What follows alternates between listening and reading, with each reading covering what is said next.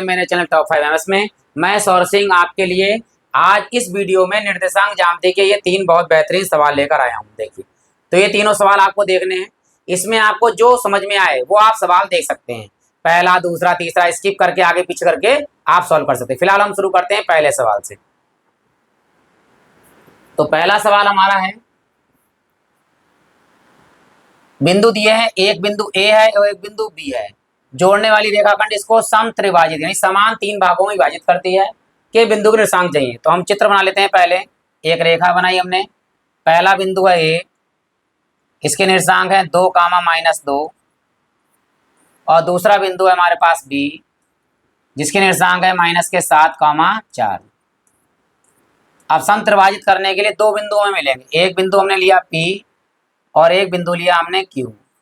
ये तीनों जो हैं ये समान भाग हैं, तो इनका अनुपात 1:1 होगा। 1:1:1:1। अब पी बिंदु का अनुपात कितना है? देखो, पी से पहले अनुपात है केवल 1 और पी के बाद देखो 1 और 1 कितने भाग है? 2। तो पी का जो अनुपात होगा वो होगा 1:, इधर 1 और 1 कितने होगा? 2। तो पी के लिए अनुपात होगा 1:2 और क्यू के लिए देखिए इधर कितने अनुपात है? 2, तो इधर आएगा 2 और इधर कितना है? 1। तो क्यू के लिए जो अनुपात होगा वो अनुपात होगा 2:1। पी के निर्देशांक भी होंगे कैपिटल X, कैपिटल Y, तो अनुपात पहले वाला होगा 1:2। क्यू के लिए जो बिंदु होंगे वो भी यही कामा होंगे X, Y, लेकिन इसके लिए अनुपात होगा 2:1। पहला बिंदु ए बिंदु हमेशा X1, Y1 रहेगा और बी बिंदु जो है वो हमेशा X2, Y2 रहेगा। ठीक है, दोनों अंतर विभाजित कर रहे हैं। तो पहले हम पी के लिए ले रहे हैं। पी के लिए M1 आएगा 1 और M2 आएगा 2। तो ये M1 है आपका और ये M2 है आपका। ये X1, Y1, ये X2, Y2। पी के लिए कैपिटल X, कैपिटल Y ये होंगे। तो अंतर विभाजित के सूत्र होते हैं, बहुत सरल तरीके से याद करिएगा। X बराबर होता है MX प्लस MX और बटे में आता है M प्लस M। तो यहाँ लिखेंगे हम 12, 21 और 12। हमारा सूत्र तैयार हो गया। देखिए, इसी प्रकार y वाला क्या होता है? कैपिटल Y बराबर होता है My प्लस My और बटे में आता है M प्लस M। यहाँ 12, 21 और ये 12। चलिए मान लगाते हैं अब एक एक करके। ये कैपिटल X, ये निर्देशांक जो निकल रहे हैं वो P के लिए कर रहे हैं। P के लिए M1 1 और M2 2। बस M1 की जगह पर 1 लगाएंगे यहाँ पर और X2 का मान कितना है? माइनस के साथ, प्लस M2 का मान कितना है? 2 और X1 का मान कितना है? 2 और बटे में M1 प्लस M2 यानी दोनों को जोड़ दिए 1 + 1, 1 + 2। ऊपर देखिए कैपिटल X बराबर माइनस के 7 एकम 7 और प्लस के 2 दूनी 4 और बटे में है 1, 2 और 1 कितने हो गए? 3। तो बराबर में देखिए माइनस के ज़्यादा हैं, 7 में से 4 गया तो कितना बचेगा? -3 और बटे में कितने हैं? 3। तो 3 से 3 कट जाएगा तो माइनस का कितना बचेगा? 1। तो माइनस यहाँ लगाए ना लगाए लेकिन माइनस का 1 आएगा। तो कैपिटल X का जो मान आया वो आया -1, यानी ये P के निर्देशांक की बात कर रहे हैं। तो X का मान -1 आ गया है। अब ये वाला मान निकालेंगे Y बराबर M1 का मान यहाँ पर 1 है, Y2 का मान 4 प्लस M2 का मान 2 और Y1 का मान -2 और नीचे दोनों को जोड़ देंगे 1 + 2। Y बराबर 4 एकम 4 और यहाँ देखिए प्लस माइनस माइनस 2 दूनी 4 और बटे में 3। ऊपर 4 में से 4 घटाइए तो क्या आएगा? 0 बटे में 3। जिसके ऊपर 0 होता है उसका मान 0 होता है। तो y का जो मान आया वो 0 आ गया।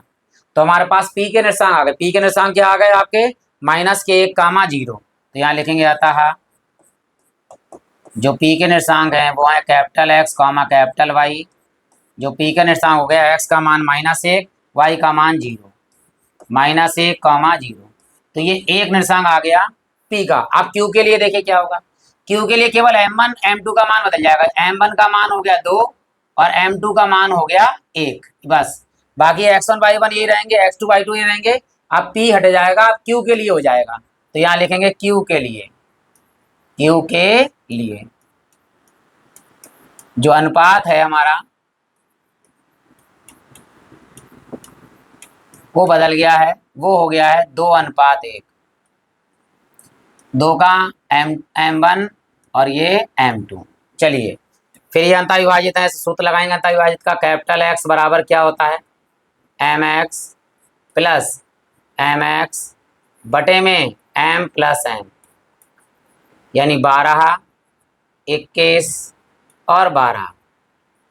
यहाँ लिखेंगे हम, देखिए कैपिटल Y बराबर my प्लस my बटे में m प्लस m, यहाँ भी 12, 21 और ये 12। चलिए मान लगाते हैं। कैपिटल X बराबर M1 का मान इस बार है 2, लेकिन X2 का मान वही रहेगा माइनस के साथ, और प्लस में M2 का मान 1 और X1 का मान कितना है 2, और बटे में M1 का मान 2 प्लस 1। कैपिटल X बराबर माइनस के 7 दूनी 14 और प्लस के 2 एकम 2 और बटे में 2 और 1 कितने 3। तो कैपिटल X बराबर ज़्यादा है माइनस का, तो माइनस का आएगा। 12 में से वो 14 में से 2 गया तो कितना बचेगा 12 बटे में 3। तो 3 से काट लेंगे, 3 चौक 12, लेकिन माइनस का 4 आएगा। X का मान यहाँ आया माइनस के 4। अब Y के लिए देखिए, Y बराबर M1 का मान 2 और Y2 का मान 4 प्लस M2 का मान 1 और Y1 का मान वो लिखा है माइनस के 2, यहाँ लिखेंगे बटे में M1 2 प्लस 1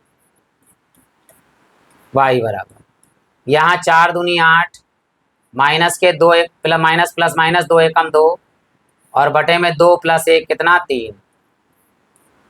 8 में से 2 गया तो 6 बटे में 3, 3 से काट देंगे, 3 दूनी 6। तो Y बराबर कितना आ गया हमारे पास में 2। तो अब ये Q के निर्देशांक आ गए हमारे पास में। आता है Q बराबर कैपिटल X कामा कैपिटल Y, जो मान आया है कैपिटल S का मान -4 और कैपिटल Y का मान 2। ये हमारा Q के निर्देशांक आ गए। यानी जो दो बिंदु होते हैं वो एक रेखा को 3 बराबर भागों में बांटते हैं। ये तो हमने पहला सवाल करा दिया। अब बढ़ते हैं दूसरे सवाल की ओर। ये क्या कह रखा है, ये कहा है कि ये दो बिंदु हैं, ये पहला बिंदु A फिर दूसरा बिंदु A से खींचा जाने वाला रेखाखंड किस पर x अक्ष को किस अनुपात में काटता है। तो सबसे पहले तो हम जानते हैं x अक्ष पर, तो यहाँ लिखेंगे x अक्ष पर जो है वो y बराबर 0 होता है। सबसे पहली बात याद रखने का, x अक्ष पर y बराबर 0। तो अनुपात हमने अपनी तरफ से मान लिया, माना अनुपात बराबर m1 m2 है, जिसे जो हमें क्या करना है याद करना है, m1 अनुपात m2। तो पहला बिंदु A दिया हुआ है हमारे लिए, क्या दिया हुआ है, ये बिंदु है -4 कामा -3, तो ये है x1 y1। और दूसरा बिंदु है B जो दिया है हमारे लिए 5 कामा 2 और ये हमने लिया है x2 y2। अब जो बिंदु 0 है, किस पर 0 है, y पर। अंतःविभाजित निकालेंगे, अगर माइनस आ जाता है तो भाग विभाजित होगा। फिलहाल हम अंतःविभाजित के लिए निकालते हैं, तो केवल y का सूत्र लगाना कि y बराबर 0 दिया है। तो y बराबर जो है अंतःविभाजित के लिए क्या होता है, m1 x2 यानी mx प्लस m, यानी y वाला है सॉरी, तो y वाला लगाएंगे my प्लस my और बटे में m प्लस m, 12, 21 और 12। चलिए मान लगाते हैं। x अक्ष पर y का मान कितना है 0, ये लगा दीजिए, बराबर m1 का तो मान हमें ज्ञात करना है और y2 का मान क्या है, y2 का मान है हमारे पास में 2, तो 2 लगाएंगे y2 की जगह पर, प्लस m2 का मान ज्ञात करना है।